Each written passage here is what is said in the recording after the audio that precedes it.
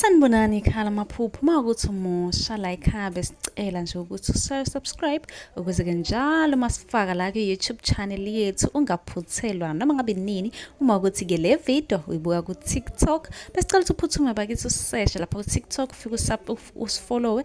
Ngijwayele ukuba live nje uzobona wonke amavidiyo amaningi kodwa amavidiyo amaningi agcwele la ku-YouTube, so kwakho ukuthi usubscribe and turn on i-notification bell ukuze njalo uma ngifaka amavidiyo izothi nqinqi efonini yakho ukuze ubone ukuthi la sikhuluma ngani, ngoba wonke ama-comment eniwabuzayo ngizolokhu nje ngenza amavidiyo ungafaka. Uma-ke nawe ubuzile ungakayiboni impendulo yakho, scrolla semaningi amavidiyo engiwenzile uzofika-ke lapho ubone mhlawumbe impendulo yakho, noma mhlawumbe uphuphe ungeza nawe uzoscrolla uzocinga impendulo. Ake ngiqhubeke ngichaze amaphupho eniwabuze kuma-comment section.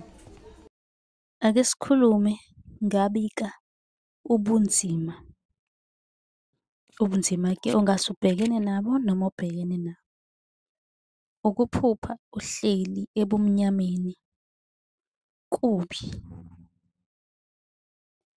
Kuzomele-ke ulungise izinto emsamo noma ngithi ulungiselwe izinto lapha emsamo. Ukuphupha unethwa imvula. Kunezinto okumele uzilungise ekhaya kusho ukuthi kukhona ubunzima obukhona. Ukuphupha kunuka ithayi lemoto, akukuhle neze. Kungenzeka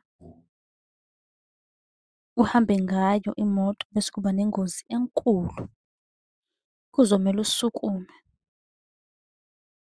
Ukuphupha ushawa izulu, kubika ulaka olukhulu oluphezulu. Kanti uyakwazi-ke ukusi-inbox-a ucele inamba ka-WhatsApp, ubhale umbuzo wakho ku-comment sokwenzela nawe yakho ividiyo. Ungakhohlwa uku-subscribe.